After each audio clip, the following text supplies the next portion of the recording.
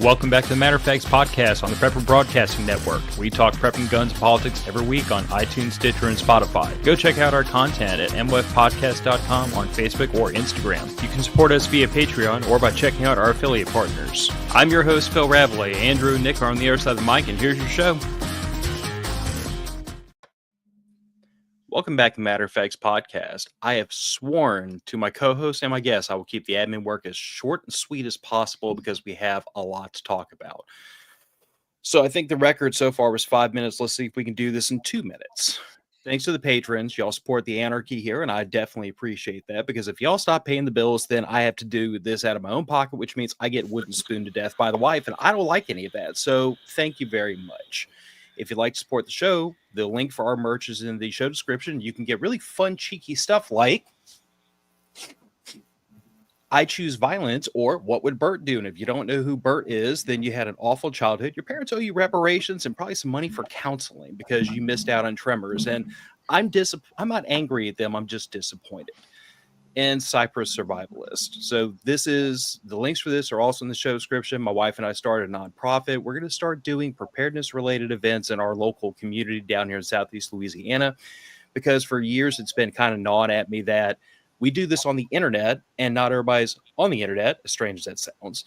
And we need to reach the local community and try to educate them, bring them up to speed, because if the flag ever goes up, I don't need, no offense to y'all, a couple hundred friends scattered around the country. I need a couple hundred friends right here in this area. And if we could do that here, then we could do that anywhere and try to educate whole communities instead of just autistic weirdos on the internet. So that's all the administrative work. I see 2 minutes and 30 seconds, which is probably a world record for doing admin work. I just need to take a breath and turn the show over to my two co-hosts, Nick and Andrew, and our guest, Trek, who it's been a couple of months since we talked to you last, and you haven't let grass grow under your feet. You've been busy. I was terrified. It's been so long when I saw that we're going live. I got real nervous. So we'll see if I'll calm down. We'll be all right. But yeah, no, it's been a busy couple of weeks since we last talked, for sure. Nice. So what have you been up to?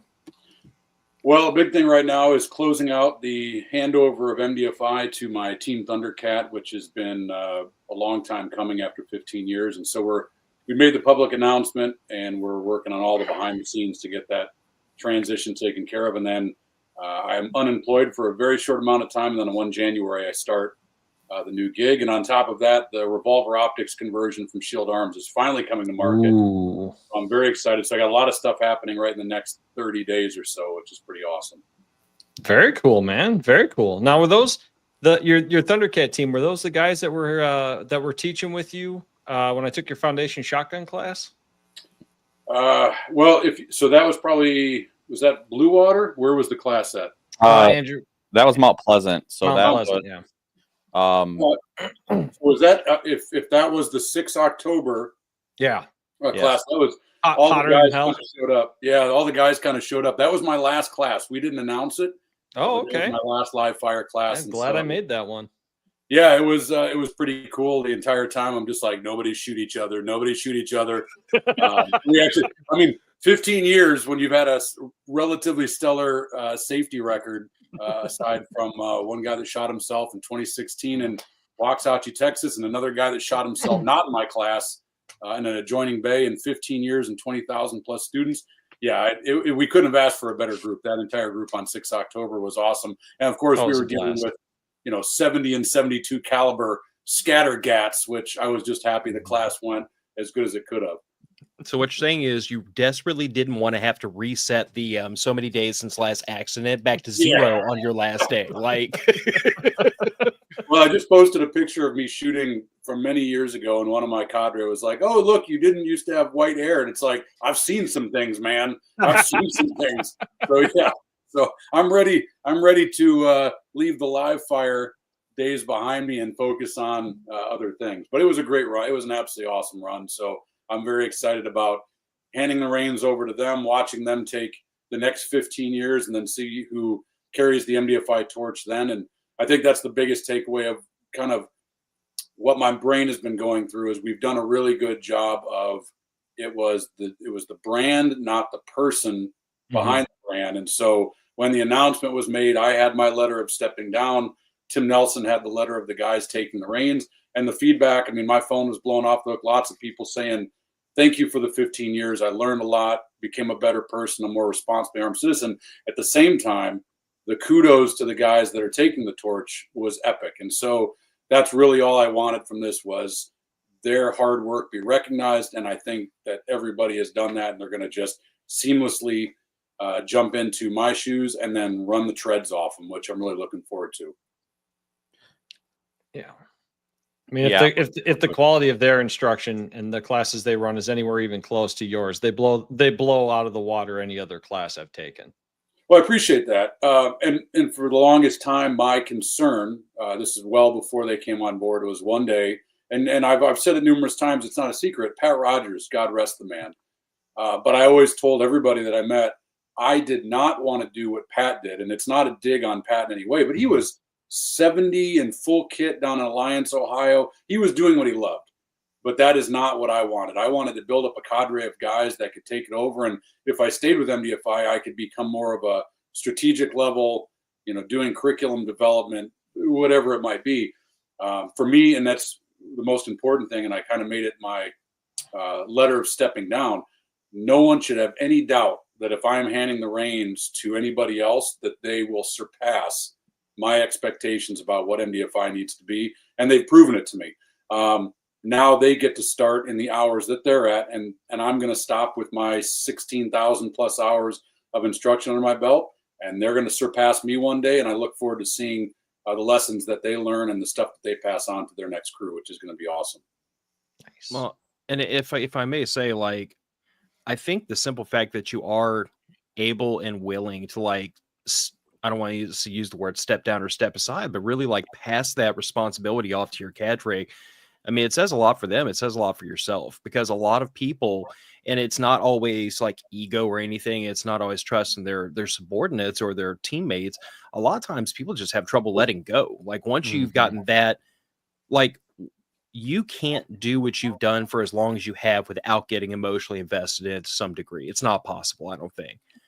So to get that emotionally invested in it, and then to recognize that, like, for the good of you, for the good of the brand, for the good of the instructors, and for the good of the students, like, I have to pass this torch, and to be able to let go of that. I think that displays a lot of maturity, man. Like, well, it was actually very easy for me. I have been part of the firearms training industry for 15 years now, and I have always kept one foot just across the line to stay in. But I've done everything I can to keep the rest of me out of it, because it's kind of like Camelot. It's a very silly place. 9 versus 45 arguments. Everybody thinks that the way that they reload a gun is better than everybody else's. And so that's easy, because I'm getting ready to go to a job where I get to be a spook again. And I don't have to have a public, might come on here and talk about personal defense, use of force, which I always love. And I will still be carrying that torch for MDFI, teaching the Beyond a Door, when a gun's not an option, and human element classes, which are very use of force, which is what I absolutely love, and love building people up to be thinkers and not just shooters. But it was very easy, because I'm very proud of what MDFI is. I'm proud of what I did, but I'm very proud of what they have earned. And it's been very obvious for the past couple of years. I would say even since they joined the team, they're far better shooters than me. I'm a far better instructor than they are. And the reason being is because I've got more time. Like I said, 16,000 plus hours. So what it's been the past couple of years is I'm teaching them how to be a better instructor. They've been teaching me how to be a better shooter. And it's just been a great back and forth. And what I love, I've talked to some of the guys, and they're like, man, Trek, overruled us on this one thing. And all of a sudden we were sitting around watching the class go, and they're like, son of a bitch, Trek was right. The flow worked a lot better. It's like, guys, I've made the mistakes you just don't see. And hopefully I'm trying to prevent you from stepping in those pitfalls that I've done. It was even funny. I think you may have noticed the last rep of the qualifier with Relay to It Foundation shotgun.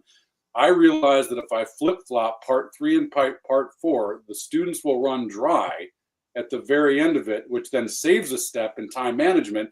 And Brandon looks over at me after I do this ad lib real quick and goes, You wait to 15 years to do that one. Like your last thing is to change the curriculum, and it's like, here you go, it's yours now. Take it or leave it. So I love it. I'm very excited about it. The guys got me this display box. It's got all the alumni cards. Nice. We started them in 2015. I've got Tom McNaughton's 1911 in there, and then the signed alumni cards where I actually got to take MDFI classes because I had instructors that could run the class. And I still remember vividly the first day I got to sleep in when an MDFI class was happening. And I didn't wake up in a panic because I knew the guys were doing everything exactly as I would expect. And they weren't doing it because I expected. They're doing it because that's the way they want to run their training. So I'm very excited for the future with MDFI. Yeah, and coming from somebody who I've taken classes under you and now Tim, Brandon, Derek, Grant, Rome, and so it's interesting because it's funny because you talk about how you're a better instructor, they're better shooters. It's interesting like taking a class from you because I don't remember what classes they were, but it was one I took with you. It was like a week or two later I took one and it was under Tim, and the things that he's adopted from you, but it's really funny because he still has his own style of teaching, which is really cool to see. And Tim's a great teacher. All of them are great instructors. But the company is I think it's in great hands with Derek, Brandon, and Tim. Those guys are a solid group of guys. They know what they're doing. They know the firearm industry, and they know, if they need to do something different or kind of change course, I think they'll see that writing on the wall, and they'll be able to adjust and adapt, which I think is needed in today's society. And the gun industry, it changes so much. Trek, you and I were just talking about that with red dots and the pistols out there nowadays. It's like with some of these companies that are coming, or with all the companies that are out there right now, because you throw a stone and you can hit a ton of companies that do milling for slide milling. And it's like, well, how are they going to adapt? Because now the industry is caught on. So you're seeing, it's usually 1911s, but they're even starting to get more popular as far as becoming optic ready. But you have the Smith & Wesson, you have Ruger, you have all of these companies, you have SIG. They're coming optics ready. Whether, some of them have a crappy ass footprint that apparently now you got to buy an adapter plate and stuff like that, which is shit. But that's besides the point. The thing is, they are becoming optics ready. So now I don't have to send my 700 or 600, 500, whatever you spend on a pistol. I don't have to send it off and get milled, spend another couple $100 to $300 or more on getting something milled. It's like, all right, that saves me money. I'm going to do it now. Okay. It's like, how are they going to adapt? And I think MDFI, as the firearms industry goes through changes and everything, I really feel like the new guys are definitely going to be able to adjust on the fly as needed. 100%. Bill Blowers, a guy that I respect, Tap Rack Tactical, very intense, awesome dude. If you get a chance, I think we've got him. I'm switching hats as an owner of Black Creek Range in Mount Pleasant. We actually have him coming with Mark Smith next fall for a 3-day night vision package that we have. Another one? What's that? Another one? Oh yeah. Oh. So we took a year off. That's a tough class to fill just because it's very niche. You got to have guys that have night vision and this and that. Well, they're coming back, but Bill Blowers has made public that, when he steps down full time, and I can't remember if Bill still does anything law enforcement, but he basically said at a certain point in time, he's going to acknowledge that he has an expiration date, not as a guy that's a good instructor, but tactics are going to change. And so the shield work that he does, the law enforcement training that he does, laser blasters come out tomorrow. And all of us dudes that have been shooting projectiles, that have been dealing with stoppage clearance, things like that, there's going to be some new Thundercats that know a lot more about these laser blasters. And so, I was an iron sight in the military, iron sights. My God, I didn't get a red dot on my M4 until my last couple of years actually carrying one. And then I went in to become an instructor. And so I missed out time with that. I was a diehard iron sight shooter. I enjoyed shooting iron sights, even in a red dot world, because I wanted to show people you don't need them. You can certainly be very proficient. In fact, I think they require a lot more proficiency. The new guys, especially, they came into the fold with red dots. I am, of course, now a diehard red dot guy. think I'm very proficient with it. But the new guys, of course, my Thundercats, far more proficient. They created the class, the Dot Life, endorsed by Modern Samurai Project. They are mentees of Scott. I mean, I have to acknowledge the fact that there is an expiration date. I could keep this going, and there are guys out there that I know that they're going to keep doing it. The only downside, and I say this with all respect to them, is start grooming your replacements. And I'll say this with absolute respect with EAG Tactical, which was Pat Rogers. EAG, to the best of my knowledge, is still out there. You don't hear about it anymore. And the reason being EAG was Pat. And no disrespect to whoever took over the company. And I don't know who that was. So there are great programs out there. Hopefully those guys are starting to think about, hey, maybe I should hand it over. Maybe they have plans to once it's over and the brand will disappear. And there's every day there's new training companies, good and bad. We just saw the video of that dipshit shooting behind the woman on the firing line that was going viral. That's already been sent to me about 50 times and made my blood pressure go up. But good or bad, there's new companies coming on board. Some will have good stuff, some will have bad stuff. But it's we all have an expiration date, and I think this transition is great for the brand MDFI. And I'm looking forward to knocking the rust off and going back to how I left the military and what I started doing, which is professional investigation, which I really enjoyed. And frankly, I thought I was very good at. And so I'm looking forward to stepping into a new position, standing up an investigation division, and getting back into protective work. And so that'll be nice. And I'm going to get to learn from some guys that are less experienced than me, but especially in the age of Chat GPT, my God, the amount of work that I'm going to be able to do, I've already been toying around with it. That used to take me forever of compiling information. I'm really looking forward to seeing what I can do with the new technology, and then bringing the smarts that I had from how we used to do it analog to the new digital age. And I'm going to be leaning on a lot of people when I first start off until I get my feet underneath me. But that's just the name of the game. Guys with no gray in their beard take over for guys with gray in their beard, and hopefully we built them up and be guys that'll be long-standing men with gray beards eventually. So there you go. I agree. Go ahead, Andrew. Go ahead, Nick. That's a problem that we see in, I think, every industry. You know, you guys know I'm in manufacturing. The founder of our company passed away a few years ago. Fortunately, he took the time, like Trek, to train up his replacement beforehand and started to retire in stages and pass that on. You know, it's really a shame. You do see that in a lot of places, a lot of small manufacturing companies, 1-man, 2-man shops, where you've got the guy with all the knowledge and you've got his handy guy, his helper guy that's doing largely labor. If you don't take the time to train those people up, then once you're done, or God forbid, get hit by a bus, everything stops.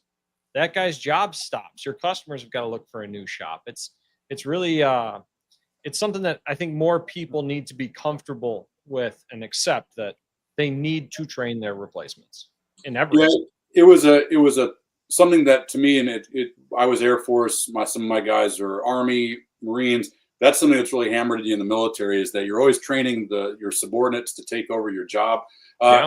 In the civilian sector, that's difficult, because what happens a lot of times is the subordinate is more competent than the supervisor and takes the job. And so a lot of supervisors that don't put in their own time, they're apprehensive about training the replacements because they don't want to be replaced. In the military, you only get rank through testing and time. So it's kind of if I fall in combat, you got to be able to pick up what I'm doing and lead people. So that's a very easy thing. But I'll take a lesson from, I love movies and whatnot for making things relevant. I've been watching a show on Apple called Silo.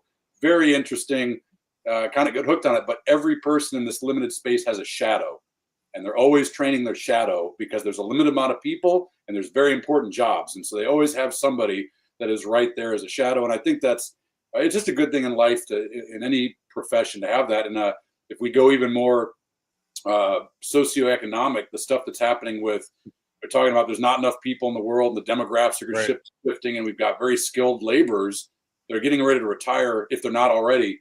And there's a lot of people that they don't have the skills. I mean, my God, these kids don't know how to change a tire on their car.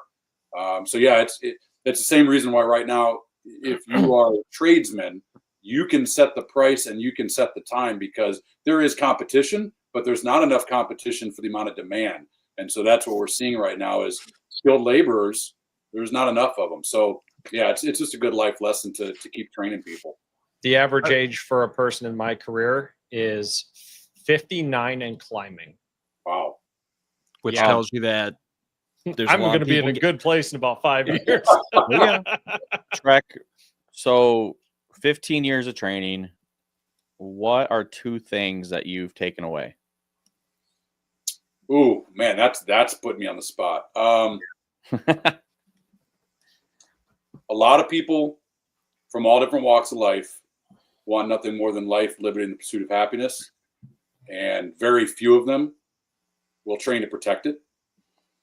That's a big one. And I've seen, I mean, we train on average 1,000 students a year. Record year pre-COVID was 1,500 students. And that's 80 plus classes. I mean, and even with the 2 teams, I was the full-time guy. Tim and Brandon, those guys are full-time. They have full-time gigs. They were working themselves. And we had to be very careful. We could fill more classes, but we have to balance we can't burn people out. It got to 15 years. There was times that we had demand, and I would say to my beautiful better half, I got to take a break. I gotta not be on the firing line. It's ridiculously hot. It's ridiculously humid. And I need a little bit of downtime. And we were running about 70, 80 classes. But that's the people that came to us. You would hear the stories of all the bad things that had happened to people. And a lot of times people were there because they either heard the story and they didn't want to be a victim, or something bad happened to them. And then they said, never again. I'm not going to just get lucky. So what I hope from MDFI and any other company out there that's doing good things is keep training, because there's lots of people that need it. We need to get a lot more people involved. Current events have definitely made it blatantly clear that I'm from the government and I'm here to help. Those are scary words. I've always joked that when you have a CPL, the government says you're good. That should be the telltale sign that you're not trained enough, because the government that the Second Amendment is there to protect against says that you're good to go. And then people go, I got my CPL, I'm good. And the government's like, yeah, you're good. Stay right there. So that's 1, 2. Boy, that is a tough one. I would say, and this is a tough thing to say, is and I'm gonna preface this because things get taken out of context and clips. If I am killed tomorrow with a firearm, if I'm killed tomorrow by a guy that has a CPL, a Class 3 license, and he decides to murder me, nobody better try to take the guns from any of my neighbors because of what happened to me. I will die on a hill of brass casings to protect any American's right to keep and bear arms as protected under the Second Amendment. So there's my preface. A lot of Americans, every human, but I'm just going to stick to America because I'm an American. Every American has the right to own as many guns they want, of any kind that they want, of any caliber they want. A lot of Americans shouldn't. That's fair. I'm not saying they can't. I will fight and die. I want my neighbors to have as many guns as they want. All I'm saying is, as their neighbor, you shouldn't. There are a lot of people out there, and I'm not talking about students. I've seen the people that there's a few people. There's a reason why I have Garrett's rule, and I'm not going to go anymore. That's the last name of the worst student I've ever had, which was to me an embarrassment as a man, as a father, and a protector. There are very few students that I've ever had that I'm like, you should not own a gun. You have no business, no emotional control, whatever it is. But I'm just saying, those stories, the stuff that we see, the video of that guy that literally loads his gun behind the back of his, I'm guessing, beautiful better half. And if he had just cooked that round off, would have blown her brains out. And then he proceeds to fire like limp-wristed behind her head. The thing that got me about that as I was watching it, of course, that stuff ticks me off. There are a lot of people that are saying that's stupid, that they have done that stuff. It hasn't been broadcast on the internet, but that's a big thing, is that my goal with MDFI was to always put MDFI out of business by having everybody trained to a level of training that they would be competent and confident with a gun. And I prefaced that statement always saying, we have a lot of work to do. And so there are people out there, everybody wants their life, living, pursuit of happiness. Very few people will actually train. They'll hope that somebody else comes for them. And I'm very proud of the people that did. But there are a lot of people out there that shouldn't. And I'm not saying they can't. And I would never vote to take away their right. And I certainly would not allow the government to regulate that they can't have a gun. I'm just saying, as your peer, as your neighbor, as a fellow American, you shouldn't. You have no business touching a gun. You're a liability. Andrew, I think I've talked to you ad nauseum about there are days that, whether it's a video that's going around the internet or something I saw at the range, currently we are dealing with Black Creek Range, which is going from the classic old conservation club to a new entity, a commercial business that is going to have the control standards of an MDFI class. 75% of my, well, it is your club if you can keep it, right, Benjamin Franklin? So 75% of my encounters with the membership, the current membership, have been me yelling at somebody for being stupid with a gun or being stupid in an unsafe manner on a shooting range.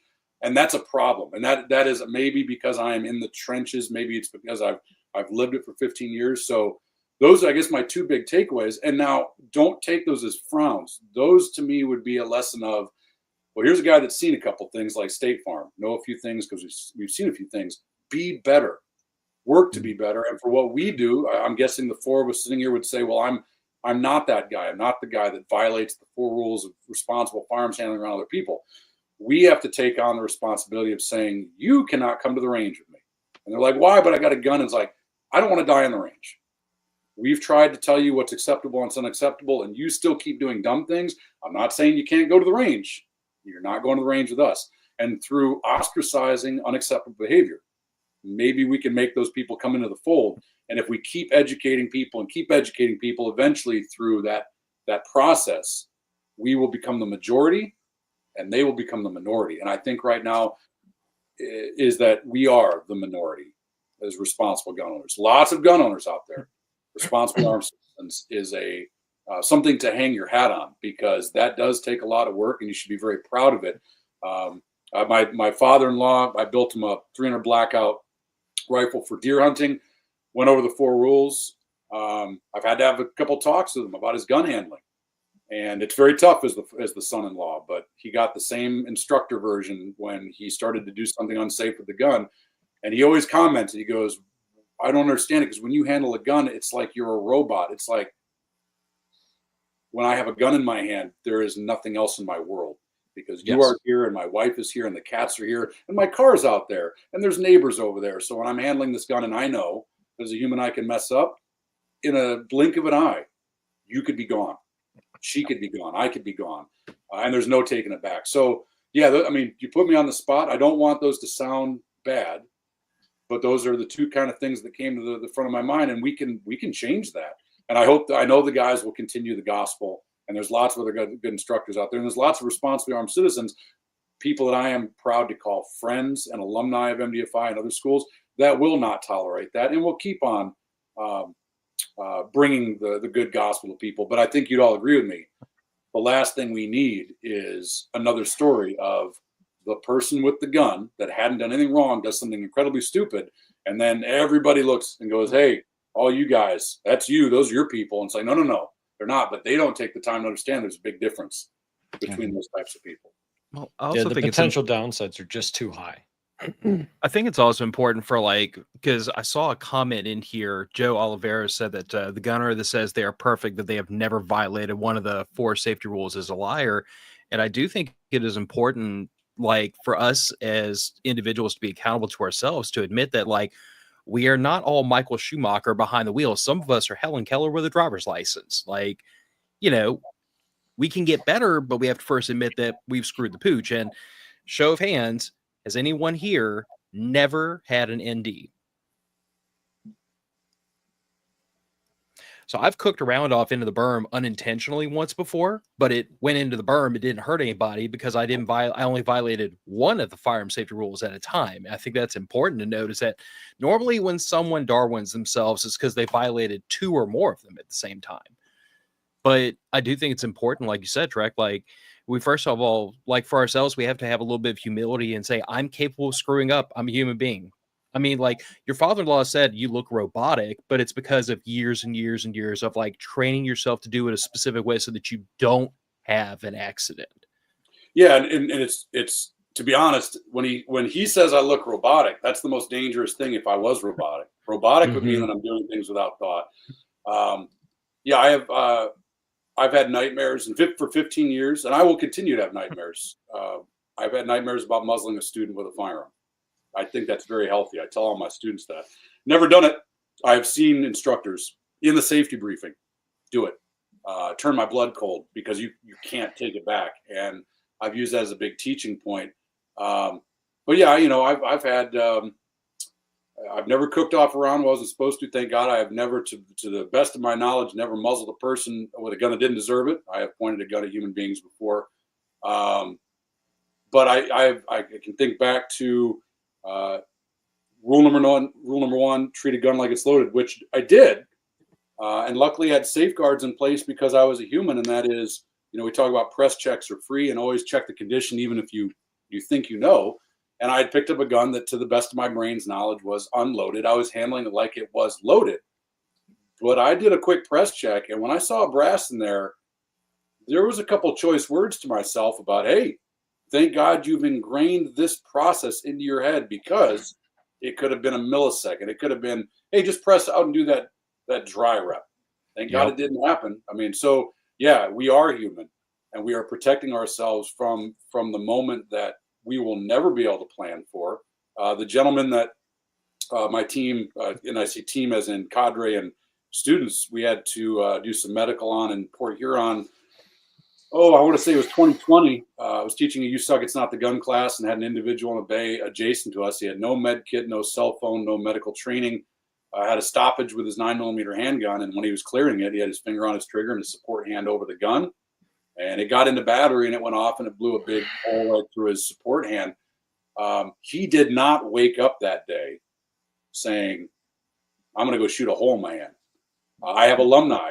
I won't, of course, name names to protect a mistake many years ago, but I had a student that showed up to his first class with MDFI, and during the opening briefing, just looking at him and listening to him, I noticed a really weird scar on their arm.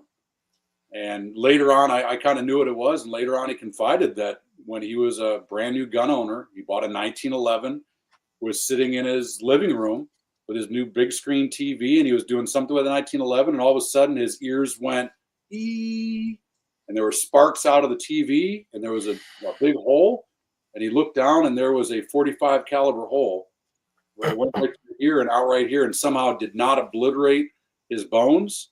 And he wrapped a towel around it, and he laid down on his front step after calling 911, and luckily he got medical care, and he carries that.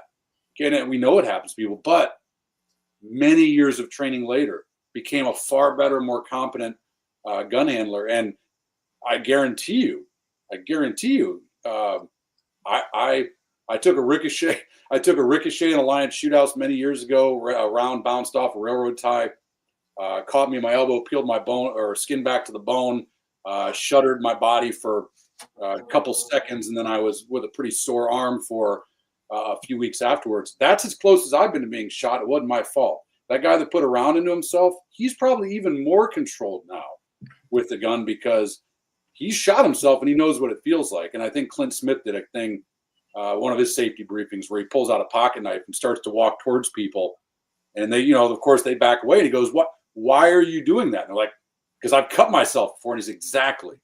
He goes, "You fear this because but most people have never put a round in it." So they get really lackadaisical about gun handling. And so I thought that was a very interesting take on it. But yeah, we are human. The moment, and if I was in a class and I had someone say that they were infallible, I would get off their range immediately.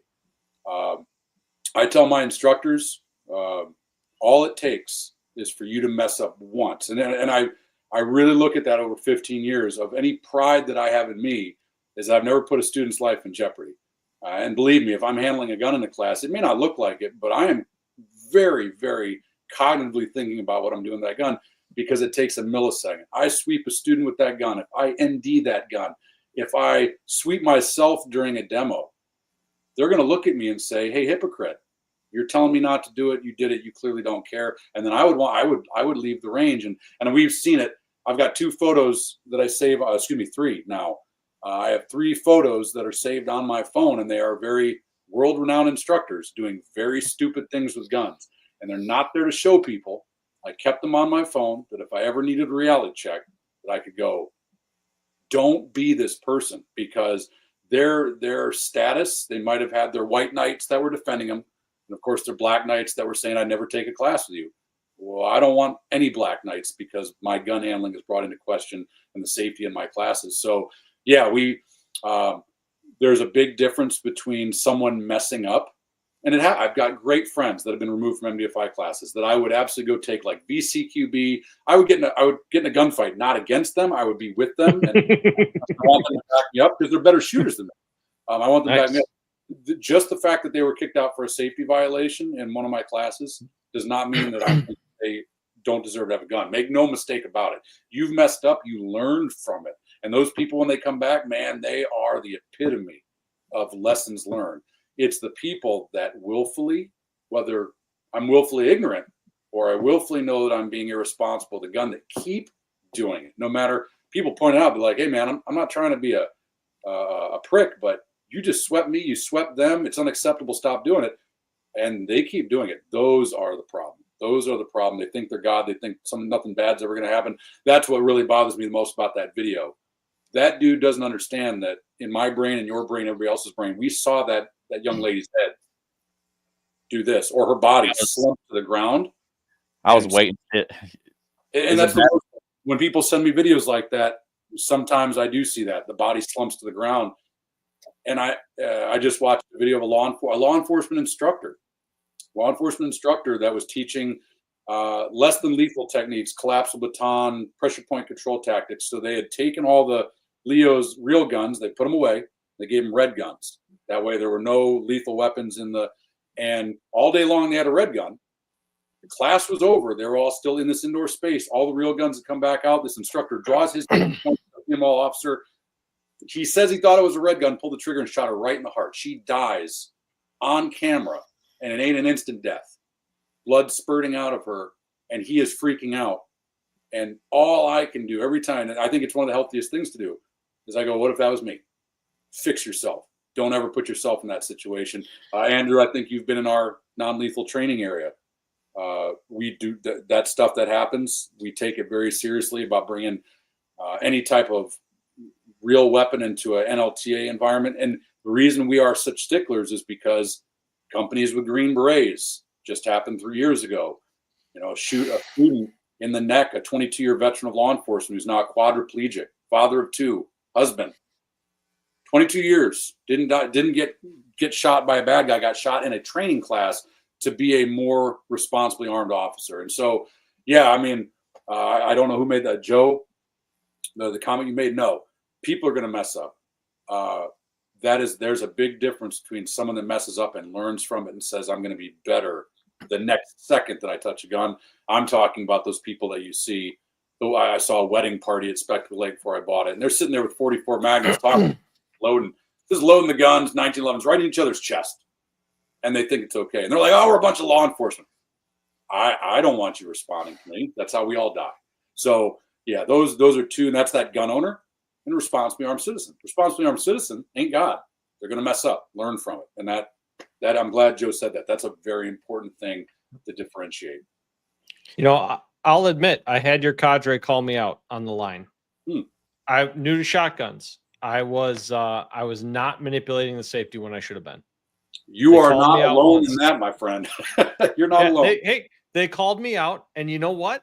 They did not have to call me out a second time, because I made it very important to myself that regardless of the drill, regardless of what else we were doing, I was doing the safety manipulation properly. And by the end of the day, it wasn't even a thought in my head. The safety would click before I realized I was moving to click the safety off.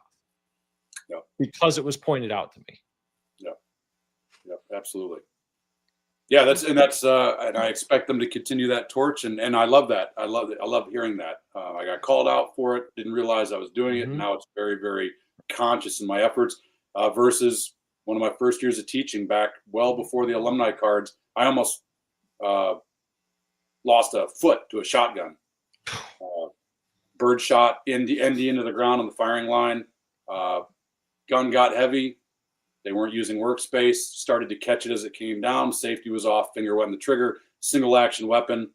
Right into the ground. Even closer to that was another instructor. So two of us were right there, it happens that fast. And so hopefully that gentleman, and I know he turned ghost white when it happened and he was removed from class.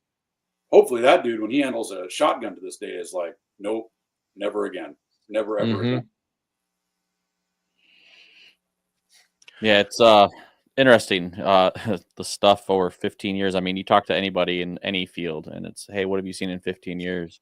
Couldn't imagine in 15 years everything that you've witnessed, seen, on the line. But congratulations on I guess you can call it the retirement from live fire.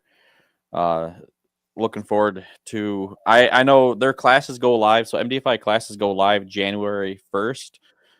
Go to trainmdfi.com and sign up for the classes. The downside of you retiring though, Trek, is I believe their classes get cut because the three lead instructors or the lead instructors rather, because of their main jobs they still have, there's not as many classes this year, correct?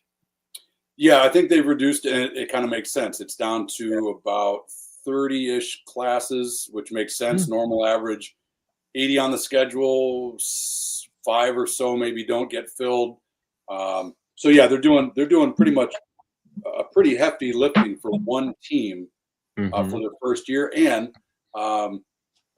they are, some classes the guys are real veterans at, some classes they're not. They haven't taught many, so they're going to be balancing the classes that they are very well versed in, and then building their own versions of classes that they're not. And I'll give you a great example. You suck, it's not the gun. They've got one on the books. I'm not teaching it. In 15 years, I am the only person. I am the only person that tells the story of the two wolves. I don't know what they're going to do, and I don't expect them to try to teach it the way that I do. They know the material. So they're going to make their own, and I'm very excited to see it. So yeah, 30 classes, and I guess my advice would be, they are the same quality MDFI classes, less of them. I wouldn't wait. Yeah. What we generally find is the alumni, they kind of get it. The moment the season goes live, the alumni start to sign up really fast to get their spots. We get a lot of emails every year in the years past where it's 3 days before class, and people are like, "Oh, I want to take the class. It's sold out." It's like, yeah, it sold out like a month ago. So there's one 2 months from now you might want to jump on, and they go on the wait list. And if they're lucky, there's a cancellation. But a lot of times we'll have wait lists of 10 people. Maybe 1 or 2 will get in. And that's if someone cancels. So yeah, I think they're taking on a very good undertaking. It will grow. Right before the end of the live fire season, we did a back-to-back train the trainer where Roman and Grant got to actually take the under tutelage of Brandon, Tim, and myself. We evaluated them teaching a class of 12 veteran alumni in both Foundation Handgun, Foundation Carbine. They learned a lot. There were things they did really well. They know there's things that they need to work on. It was in a very controlled environment. They will be the new lead instructors. They just need a little bit more time. So eventually MDFI is going to have 2 teams again, and it'll be back up to the numbers that is normal for MDFI. But yeah, the first year, I don't. It's not a training wheel year. It's just, hey, let's figure out. In fact, it's kind of funny. My wife and I, they're probably going to learn a lot more about what goes on the back end of the system, like the registration system, the emails, So welcome to the party, pal. That's gonna be the answer to them. So they've got a lot. It's amazing when one student transfer. People wonder, like, why can I only transfer a class once? Well, when you find out what has to go into the man hours, it's not hours, but there's a lot of work that has to go into moving the credits around and this and that.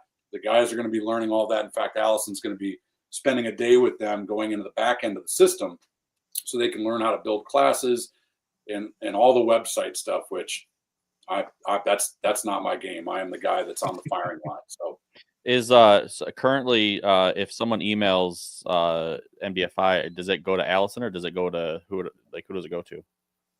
Up until next couple of days, you'll get Allison. After that, you're going to get Tim, Brandon, or Derek, or whoever it is they appoint.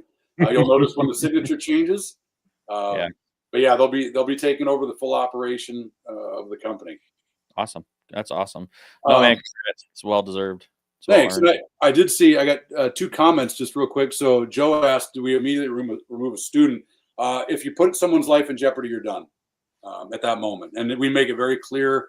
Our briefing, we have the most in-depth safety briefing of any school in the world. And I only say that as a fun competition, because if any other school wants to try to compete against our opening control briefing, it's just going to make the world safer. In fact, I am giving out the outline of our opening briefing to anyone that wants it. And I'm very proud. I've had over 20 law enforcement officer instructors contact me and say, hey, can I get a copy of your opening briefing? Absolutely. All I ask is give us credit. We've developed it over time. And so if anybody out there is listening, you don't have to be a Leo. You want it. You want to go to the range with your friends and you want to read or paraphrase our briefing, that would be great. So yeah, if you put someone's life in jeopardy and it's made very clear what's acceptable and unacceptable, you're done.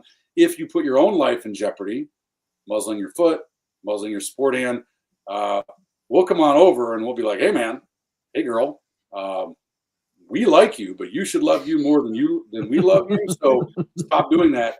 The only time someone gets removed is if it ain't sinking in and we don't want to have to put a tourniquet on someone. It generally gets to the point where we'll walk up and we'll be like, and at the third time, like they get multiple warnings. But if it's someone that doesn't deserve it, you're done. If you do it to somebody else, if you muzzle somebody, if you ND in the class, you've lost control of the gun. We had a first rule number 4 removal in my 15 years, and that was last year. We were teaching a foundation shotgun class, and there were puffs of dirt up at the top of the berm. The berm was 20 feet tall. And we said, what's going on? And the guy's like, oh, my red dot's not working on my shotgun. I'm like, well, we just went over inspection inventory, and we asked you to let us know if anything wasn't working.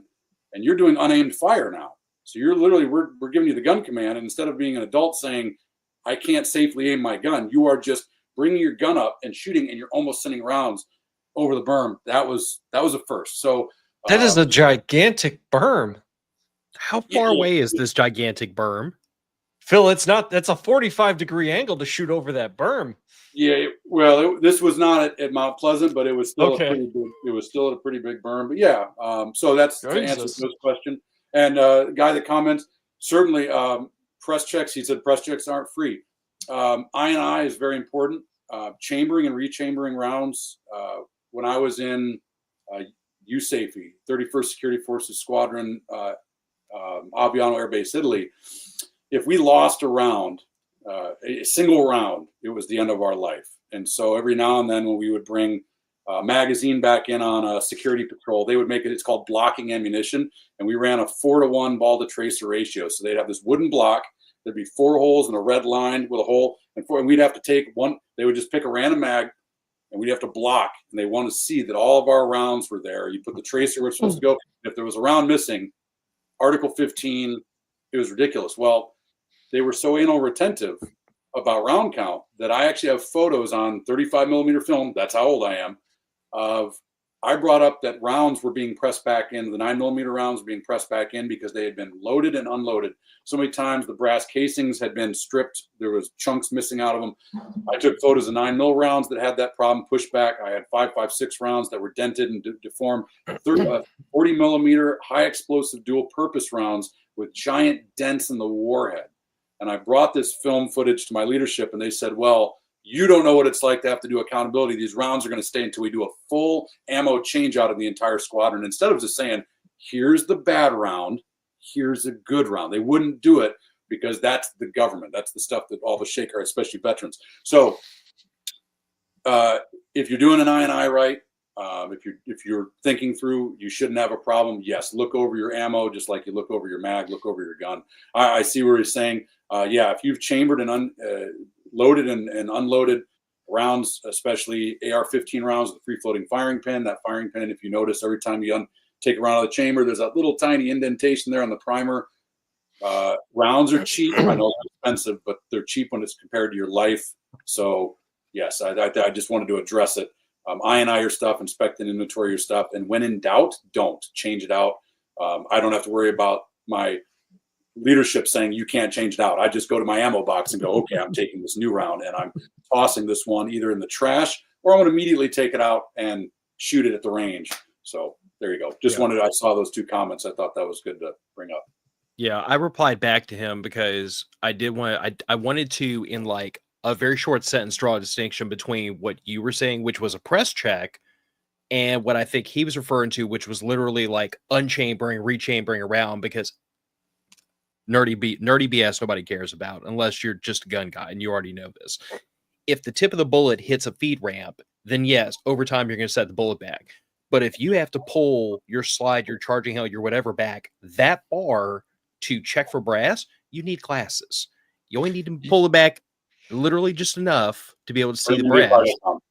And as long as the tip of that bullet is still in the chamber, there's nothing for it to hit going forward, because that's how guns work. Shouldn't be an issue. That said, you wake up, if your posture is, bump in the night, chamber around with your AR, shotgun, whatever, if you keep doing that, you clear it out. Yeah, just check your stuff. And that's, I have not seen in my 15 years, press checks being the cause of pushback. I have seen lots of Leo ammo have setback issues from constantly loading and unloading. So you see it a lot with daily carry ammo too, with guys that unload their gun to put it in the safe every night. I've actually got a little. Take a Sharpie on your top round, the round that you chamber, and after a while, just get rid of put that in the, if it looks safe, put it in the range pile. If it looks unsafe, just get rid of it.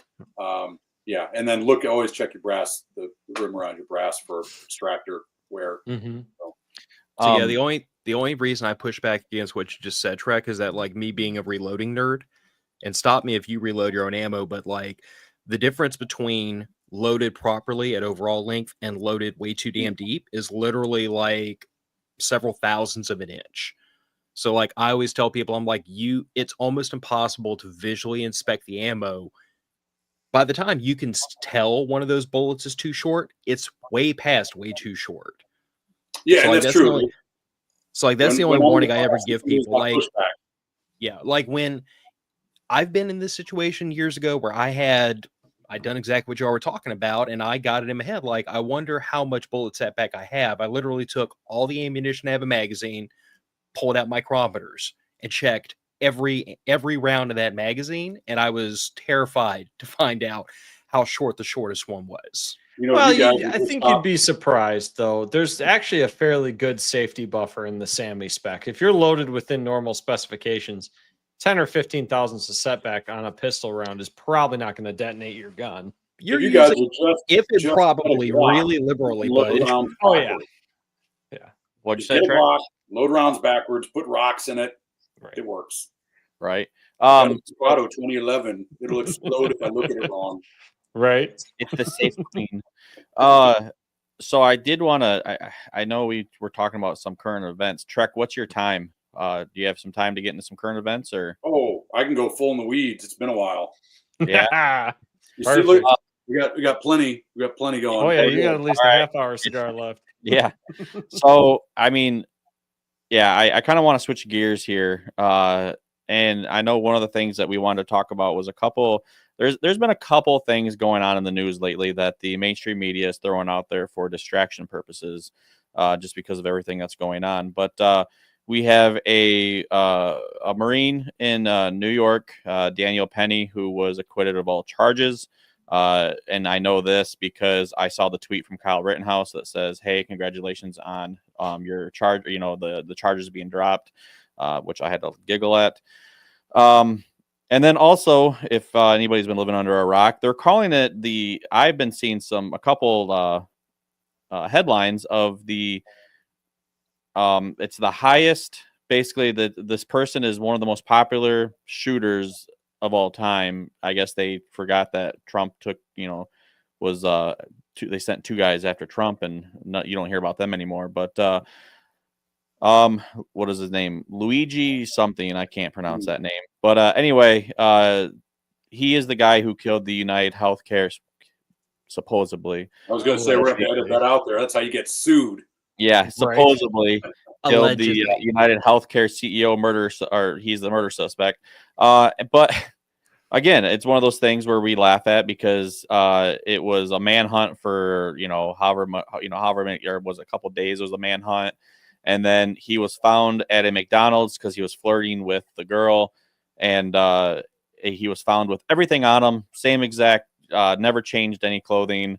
And I don't know, it was very odd, kind of. So yeah, I mean, I know we wanted to kind of talk about these two things mainly, and just the repercussions that we're seeing, because I'm seeing gun control groups are already pushing that envelope of, we need to ban ghost guns, we need to ban suppressors. It's the death. It's so terrible what happened. And they're not taking into account of what was actually going on. The fact that this guy was getting ready to testify. I mean, I've seen a lot of hitman movies and stuff, and this looked like a straight up hit. If it was ever one, it was not a very good one, but it looked like a straight up hit out of a movie. Yeah. So the Penny trial. First of all, Kyle Rittenhouse, mad respect. You need to shut up, though. Well, here's the thing. We did the 3-part series back then. I was very steadfast on the way the verdict was go. I'm very proud that I can keep my job doing use of force discussion. But aside from that, my views on Kyle, like, man, I wouldn't have gotten involved in that. You did. I'm glad that you got acquitted. You didn't do anything wrong. You defended yourself. Get off social media, dude. Stop. Yeah.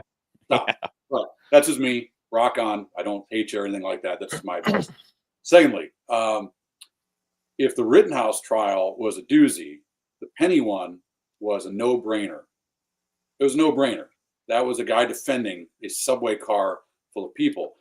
The 3 guys defending a subway car full of people, and 1 got charged. Yeah, well, yeah, and extra layer of bullshit on the top is all. Oh, 100%. The video, the video evidence that, of course, then you've got the, and it's been such a long time since we talked about it, and now there's evidence coming to light about the Chauvin case, which at the time, my God, if you're telling me, if the medical examiner is telling me, no, he was on the guy's back for 6 minutes, well, we got some violations of use of force, and it's coming to light that no, there was a lot more shenanigans going on. So that might need to be, I think it needs to be revisited. But to get back to the current case, yeah, that was a very political, race-based sham trial.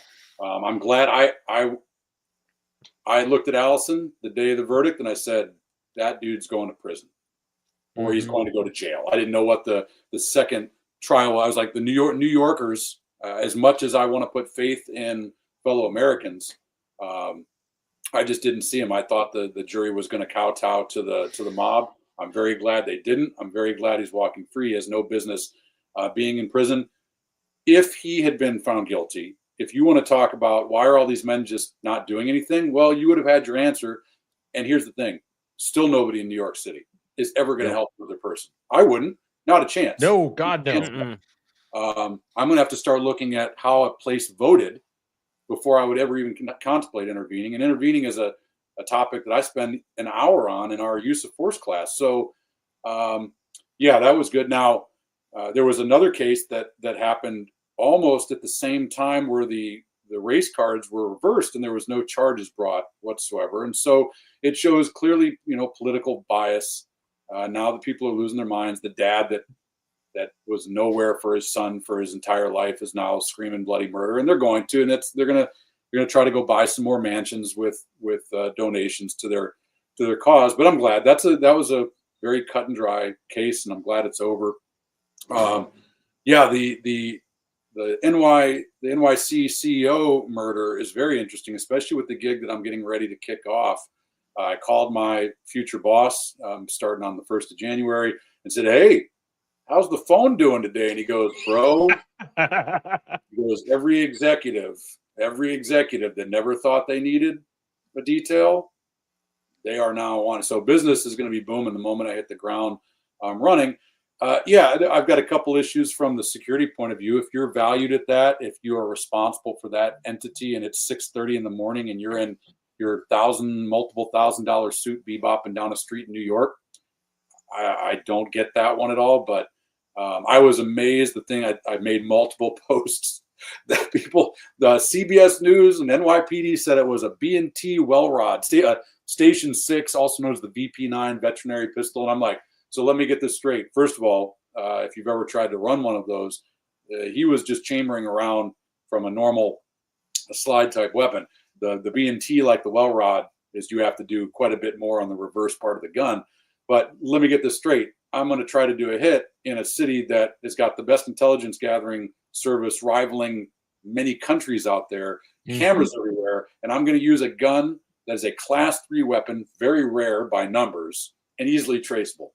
No, I said it was a 3D printed blaster and probably a Temu can. And from what we know, it was a 3D printed frame with it looks like a Glock slide, and it didn't have a Nielsen device. They're saying it was a 3D printed can. Can't stop the signal mail, which is why I'm very excited for 3D printing technology. Not that they're going to be used in crime, but that's just the way of the future. People can make this stuff now. And he was clearly just chambering around because it wasn't cycling. I had people saying it was subsonic. I've got an Omega 9K on my Glock 19. It runs subsonic like a dream when it's got the Nielsen device in it. So, the thing that gets me about it, one, wow, what a manhunt. They put a lot of resources into finding this guy, but I still don't know who shot Trump in the ear. Yeah, about that. I don't really know anything. I didn't know you could hose off a crime scene roof and you could cremate a body, and the house is completely sterilized with no silverware in it. And just, that's really weird. But they sure put, and of course the NYPD's got great resources, so I'm sure they were looking into it and doing their job professionally. But the big thing is either this guy, who knows? And the worst part is you can say conspiracy theory, but what? The past 3 years, they're all true. Like they're conspiracy facts. So either this guy is framed, left a backpack full of Monopoly money, who knows, whatever. He's framed, or he's the dumbest criminal on the planet, knows the full world is looking for him, goes to a McDonald's and carries the murder weapon, the fake ID, and I think whatever else to make a slam dunk case. And he's not striking me like somebody that had the, yep, I did it, and I want to spread my message to the world. He's now screaming at reporters every time he gets a chance, saying something's not right. That, I don't know. Where's his pre-prepared video release that was timed to go out to YouTube or Twitter or Instagram? I mean, come on. If he was the I want to get caught and spread my message guy, where's his digital manifesto timed to be released after the hit? Because that's what you see on a lot of these. Where's his live stream recording of the hit? You see that on a lot of these. Yeah, my biggest takeaway, we are either going to know the truth, or like the Trump assassination attempt, we're not going to know the truth until 55 years later. Now, with the new administration coming in, I'm looking forward. Here's the deal. We gave Trump the House, the Senate, and the presidency his first term. He is saying that he didn't know there was 10,000 appointees. I agree that there was a lot of working against him. Nothing really got done in that first term as far as you've got the House, the Senate, and the presidency. He's now saying, we're going to roll. Okay. It's his football to drop at this point in time. So I'm really hopeful that a lot of things that have been hidden from the American public are going to be brought to light. But here's the big thing. From my point of view, the funniest thing of the entire thing was the amount of people that have been there, done that backgrounds that were saying it was a suppressed 22 and it was a station 6. They're not letting us know the facts. And so people put a lot of weight into a grainy video, and now it's out there forever. I'm just really happy it stopped the 9 versus 40 versus 45 and what gun is the best for like 5 minutes on the internet. But yeah, it's very interesting. It is very interesting, the background of the victim. If what they're saying about what he was supposed to be tested, if he was testifying or if he was going to whistle blow or whatever the heck it was, seems very interestingly timed. I'm amazed that the shooter for his first attempt was that calm of a cucumber. That's very rare to see people that, you can be motivated and dedicated to do it, but most, and I can't remember. Biological responses are hard to physiological get rid of. Psychological responses, and most assassins that have been caught on film or have testified, they run up, they pull the trigger until the gun doesn't work, either because it stops working or they run dry and then they just take off running. There's lots of things that strike me of who farted in the church? Like we need to get to the bottom of it. So the one thing that I won't be doing is when the Pentagon says, don't worry about the drones over New Jersey, I'm going to go, you know what? We should really be focused on those drones over New Jersey. Like, I'm not going to believe anybody standing at a podium right now telling me, yeah, here's the facts. No, it's probably not, because you guys have been caught in lie after lie after lie. But if the FBI is about to get one heck of a new leadership, I will probably find out the facts if they stick to what they promised they were going to do. So, you know, for the next couple of days, just sit back, be skeptical, and yeah, those. I'm really glad for Penny. I hope New York doesn't burn. Doesn't strike me. I don't think the NYPD is fooling around anymore. It's too cold out. Yeah. So hopefully there's no ramifications. I hope he leaves. I don't know if he was a resident of NYC or visiting, but I really hope that he now gets out and goes to a place where freedom is actually celebrated versus prosecuted. And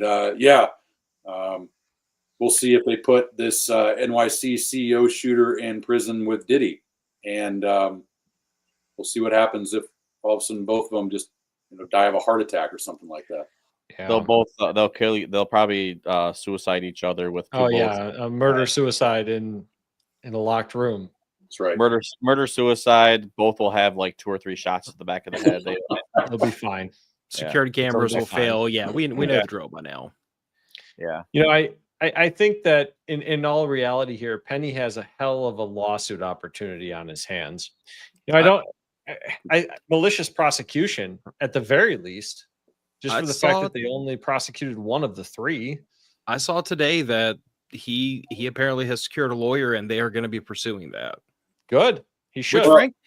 Frankly, at this point, I kind of feel like, the 4 of us, I think, would all agree that malicious prosecution is a thing in certain parts of the country. And I kind of feel like it needs to be dealt with in much the same way that like false allegations have to be dealt with. My only irritation is always the fact that it's never the prosecutor whose butt winds up on the leash. It's the taxpayers. But the taxpayers voted for that prosecutor. Yeah. Well, that is kind of the other side of that coin. Is like, yeah, y'all get to foot the bill because y'all installed this retard in charge of this process. I guess I just kind of feel like, if some kind of way, if we could, in Phil's fantasy, maybe one day we'll make it to where elected officials lose their immunity to prosecution for doing historically stupid things, and then they can individually be sued. Well, you're immune from prosecution until you actually do something against proper jurisprudence. And so the kicker is, were things violated? And if you look to the case of Kurt Kulik, Kurt, I think, has a hell of a case. And I would say there is evidence of violations of proper jurisprudence with the ex parte communication that happened between the judge and the prosecutor and lots of other shenanigans. But in Kirk's own words, is it worth it? He got his life back. He walked free. He walked away a free man and proven that what he did was justified. Does he want to possibly bankrupt himself even more? And by the way, thank you to everybody out there listening. We did take in, I believe, $25,000 with the Operation Skywalker, and I was very proud. Kirk was at least able to get the mortgage taken care of with the house. So their house is theirs again. Fantastic. That's absolutely huge. He's never going to be made. I mean, still far, far under from what he had to spend, but get that CPL insurance. But yeah, I don't know. And he probably has enough high profileness, unlike Kirk did, that there's probably a lot of attorneys that are saying, you don't need to worry about the fees. We will take this percentage. You don't have to front a bill. And if it was me, yes. Mm-hmm. That would be, someone needs to pay. And it's a point of principle at a certain point. Yeah, and if New York's like, but you're taking our money, it'd be like, well, it is your fault.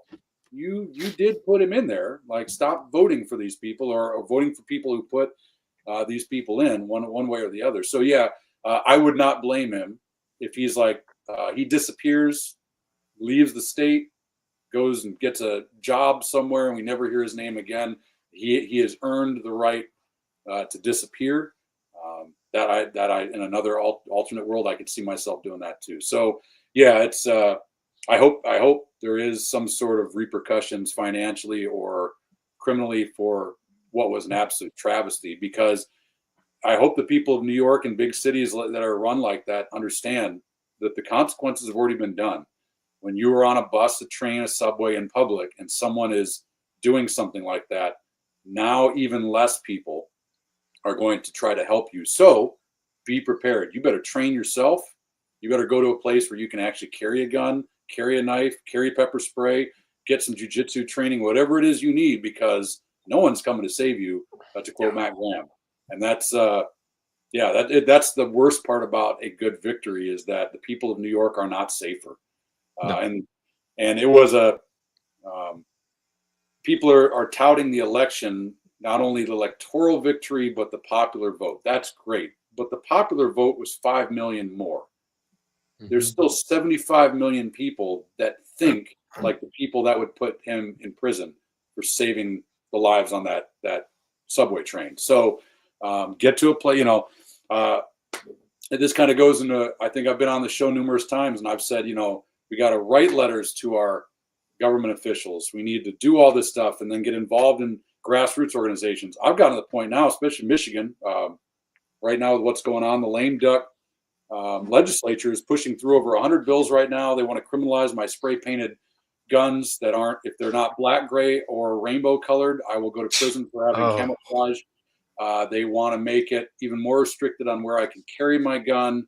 They want, I'm trying to think. They're going after Phoenix Ammunition specifically. It's clearly tailored that a firearms manufacturer, ammunition manufacturer that runs their mouth on social media, the Attorney General can dub them like a threat and shut them down. So of course, what I've changed, like I've written this year, I have written some letters to my representatives, and all I get, whether Republican or Democrat, is a canned response. And then they sign me up for their newsletter where they tell me how much of not doing anything they're doing while trying to make it look good. Become a member of FPC. Yes. For the longest time, and I know some of the guys at FPC in the leadership, I've supported, I did a joint party with them at the Leatherneck Club in SHOT Show a couple years ago. I will support them forever. At first, I was kind of like, hey, the old like, I totally get it. Like, I think it, but for marketing, maybe we should, let's get a little bit more people to our, no, I am fully, these people, and RFK Jr. Said it very eloquently, this is not the Democrat Party of his father and his uncle, where Democrats and Republicans, they wanted the same end result. They disagreed on the way to get there. And he basically says the Democrat Party left me. I did not leave the Democrat Party. This current Democrat Party, letters ain't going to work. Lawsuits are going to work. We have to make them pay. We have to shut them down. The Firearms Policy Coalition, they are doing more with less than the NRA, which was negotiating rights. The FPC is doing more with far less, and they are bringing the pain. And so I'm done. Like, no, absolutely not. You guys are getting high on Zoloft and Franzia. You're losing your minds in the legislature. You know what? You pass. I'm not going to take the time to write 100 letters about 100 different bills, because all you're going to do is send me a canned response. I'm going to take the time, and I'm going to just put the money in to FPC, send them an email going, hey, you guys see what's going on in Michigan? And they're going to say, we got this. And they will. And they've been doing it. And there's other FPC I call out because I've been a member of theirs for a while. I'm sure there's other Gun Owners of America. GOA is fantastic as well. Michigan, Michigan Open Carry. I know there's MCRGO and Michigan Gun Owners, but Michigan Open Carry historically has brought more good results through lawsuits than any of the other groups that I'm aware of. And I'd be happy to be corrected if I'm wrong. So think locally, state organization, get with a federal organization like FPC. They jump around the country suing the pants off of tyrants.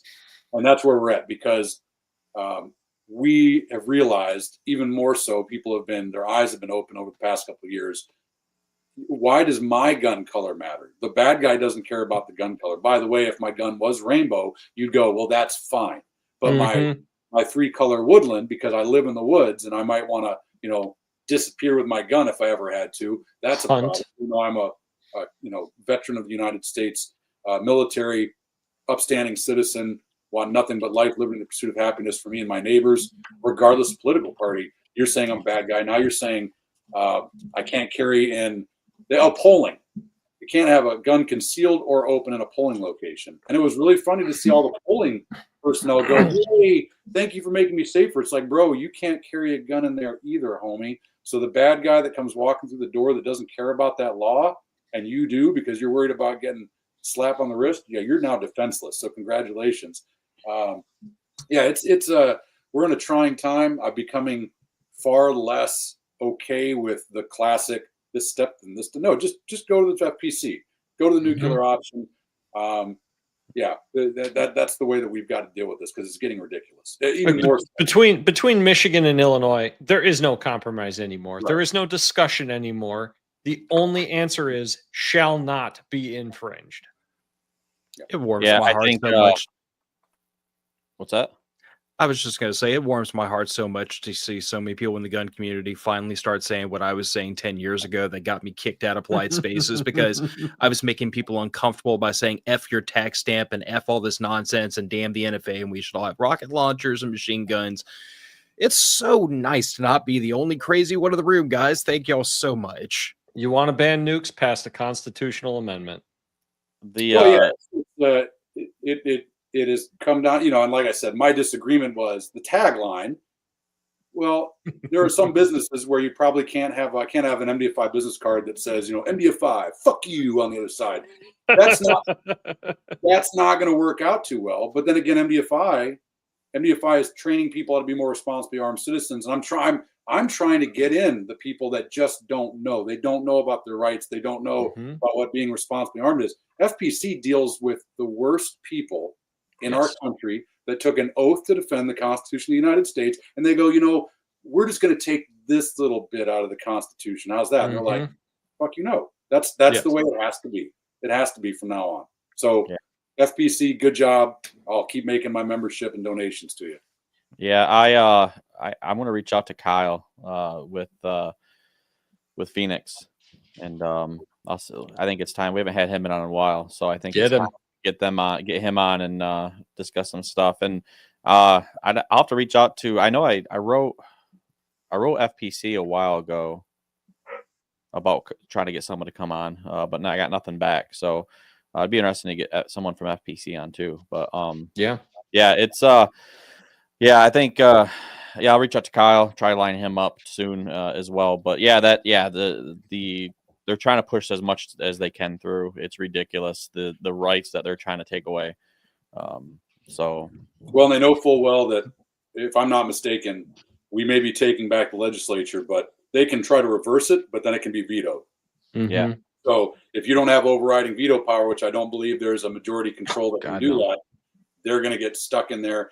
I was just here, the alumni group was talking. There's a bunch of guys that work at FFLs, and this new requirement when you buy a rifle, you have to get a purchase permit or use your CPL. And not even the state police, the local municipalities don't understand what's going on. The state police have no idea how to deal with it because it makes no sense. And oh, by the way, I can go to Indiana or Ohio with my Michigan driver's license and buy a long gun. I get my NICS check, get a long gun. I don't have to do some form. And by the way, the legal loopholes that are still in place of Attorney General 3490 saying if I have a Florida, Arizona, etc., and a Michigan CPL, I'm exempt from firearm registration. So you didn't close that. That's still part of the way that it works, but now you're mandating something that doesn't do any good whatsoever. So, yeah, we've got that same problem in Illinois right now. I talk with my local sheriff every now and then to try and figure out what is going on. And the state police, the locals, the sheriffs, they're not entirely sure to this day what is enforceable and what isn't in PICA. It's ridiculous. I mean, they're still arguing in the legislature exactly what the meaning of some of their sentences were, last I heard. All I'm going to say, guys, is Louisiana has enough room for all y'all. And I will it has help mosquitoes the size of my dog. Listen, I just got back from Bon Air, humid, and Louisiana is like Bon Air humid, so you're not going to get me down there. I'm a Yankee. I about died, about caught fire. If it wasn't for the moisture in the air, I would have burst into flames. I'm okay with the Hoth weather. Right. So I can put more clothes on. They arrest me if I take too many off. Yeah, I got back from down off the coast of Venezuela, and I was wearing shorts when I got to Detroit, and said, "I'm really happy to be cold. Right now up here, I'm not happy to be cold. To go from my workshop to the house is like 40 yards, and I'm going to probably freeze at the outer marker before I get there." So for you Star Wars nerds, there you go. There you go. Yeah, on the upside. But on the outside, there's no lightsaber or blaster control down here. So you have that going for you. Fair. All right, guys. Well, we're going to have to do this again, Trek, especially now that you're no longer the face of MDFI. Maybe now's the perfect opportunity to rile you up and get you to have like a full-blown rant like I'm still working for MDFI as a staff instructor, so I don't want to get fired by Tim because he would fire me just to say he fired Trek. So I can't blame him. I gotta balance. So yeah, I gotta balance a little bit, but is there anything you could say that would be in character for you that would get you fired? Other than just okay. I'd get a talking to. I'd probably get a talking to. That'd be good, stern talking to. Good stern talking to, and maybe a nasty I've been chewed out before. That's right. I think you would probably enjoy that finger wagging a little too much. Actually, he's more of a knife hand kind of guy, but that's all right. Okay. Marine or Army? The Army. Gotcha. No, we've got a Marine. We got a Marine on staff. If he knife hands, you got to get out of the way because he'll take an eyeball out. Right. Sounds about right. All right, guys. Well, we got to punt this one out the door. I've seen the live stream numbers go up as high as 8 and as low as 3. So there's a couple of you sociopaths watching, and I appreciate that. Trek, you're still going to be around with MDFI, so I guess you could give your cadre a shout out for where they can find more information about MDFI. And I look forward to seeing where your career takes you from here, because you've already done a lot and you strike me as one of those people that like, you don't know how to retire. So I'm going to be watching to see where you go from here. Yeah, I appreciate it. You can see me and the new ownership of MDFI at trainmdfi.com. We've got the 2025 season schedule currently up for viewing. It goes live on 1 January for registration. Northern Woods Training Facility is sticking around, so we've actually got that schedule currently up at northernwoodstraining.com. If you are interested in taking a 70-plus-year-old Smith & Wesson snub-nose revolver and slapping a modern red dot on it without having to drill or send it off to an FFL, check out shieldarms.com. On 20 January, I've been told, at the start of SHOT Show, there will be in stock, ready to buy for the 442, the 642, and the 432 snub-nose models, with more models to come. And in fact, I think they're going to do like a poll to see what people want, what should be the next model of revolver that they're going to make it for. My money's in for the 451 PD 22 Magnum and the 43 C22. I think those would be great pocket blasters with a red dot on it. But yeah, a lot of irons in the fire. And once I'm okayed to tell you what company I'm going to be working for, I will let you know. But I'll be getting into. I'm going to be the new director of special investigations for an executive protection company here in Michigan. Nice. Starting on the 1st. So that's going to be fun. You might see me in a suit, which I haven't worn in 15 years. It's going to be a little scary. So we'll see how that goes. Classy, I think, is the word you were looking for there. I'm negotiating on a tuxedo T-shirt. There you go. Party. I'm just going to have to go to a really weird place in my brain to put a tuxedo on you, Track. All right. Matter of fact's going out the door. Thanks, everybody, for sticking around with us. Thank you, Track, for coming back and entertaining us again. I always love to have you on, man, because you're a font of knowledge. Thanks, brother. Appreciate it. All right. Talk to you on another week. Bye, everybody. Later. Yeah.